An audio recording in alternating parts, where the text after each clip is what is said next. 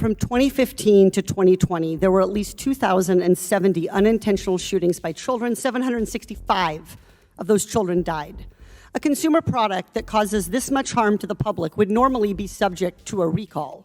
But federal law prohibits the Consumer Product Safety Commission, the agency responsible for protecting the public from dangerous products, from regulating guns.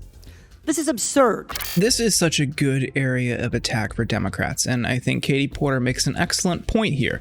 We need to start talking about guns as a consumer product and point out how it is treated differently than literally any other product on the market. We'll get into how it got there in a bit, but first, the story about the Peloton treadmill is eye-opening. After one child died using a Peloton treadmill last year, the Consumer Product Safety Commission intervened and recalled the product.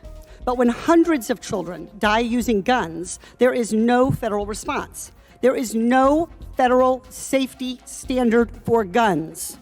Even though 40,000 Americans hurt or kill themselves or other people in hundreds of accidents every year.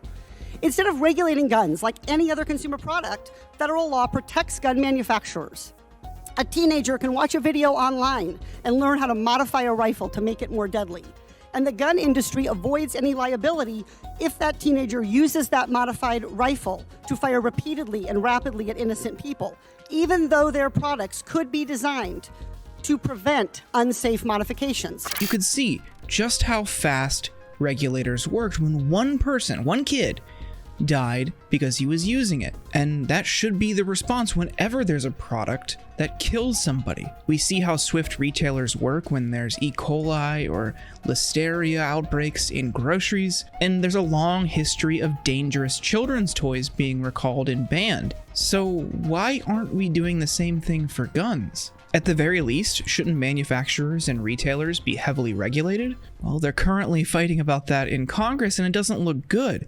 Right now, the Senate has a bill that's going to address gun violence, but it doesn't ban any high-capacity magazines or certain weapons. It doesn't mandate universal background checks, and it doesn't even raise the minimum wage of purchase to 21 like so many advocates have called for. What it does is, funnel a bunch of money to cops and into mental health services. It'll close a violent partner loophole, and there's slightly upgraded review protocols for retailers. That's it. None of the stuff that really gets to the core of gun violence in this country is included. It gives Republicans the opportunity to look like they're doing something on the issue while not really doing anything at all. And that's extremely frustrating because this is a societal plague. We have a gun violence epidemic here. I've talked in these videos before about how we are an outlier among the rest of the world. Just tinkering around the edges isn't going to change that. I want to give an example. In 2001, a 13-year-old boy named Billy accidentally shot his father's handgun and killed his friend Josh. Billy mistakenly thought the gun was unloaded because he had removed the gun's magazine. Josh's family sued the gun manufacturer for failing to warn Billy and other consumers that their product could be fired without a magazine.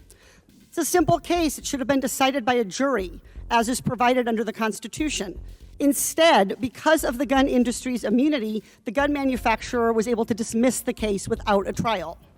If a pharmaceutical company failed to warn customers about the known risks of one of their drugs, they could face thousands of lawsuits.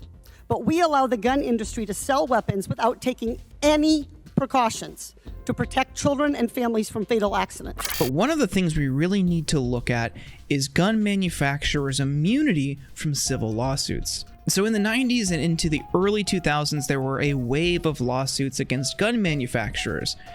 Families of victims of gun violence were suing manufacturers because their products were killing people.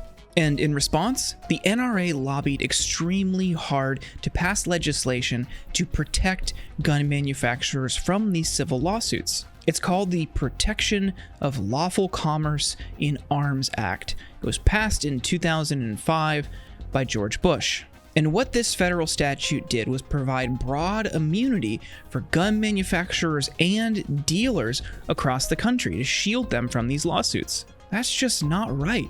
They made the argument that because the gun is being used as intended, it's not malfunctioning. It's not like something went wrong with the product that resulted in the damage. That's how it was used. It was that it's the criminal at fault, so you should punish them. And that's absolute bullshit.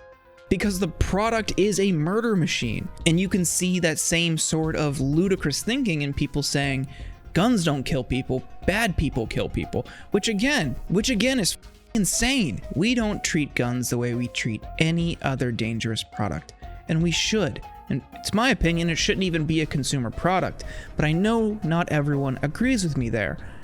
But at the very least, there has to be some sort of middle ground. We shouldn't give them immunity when their product is designed to maim and kill.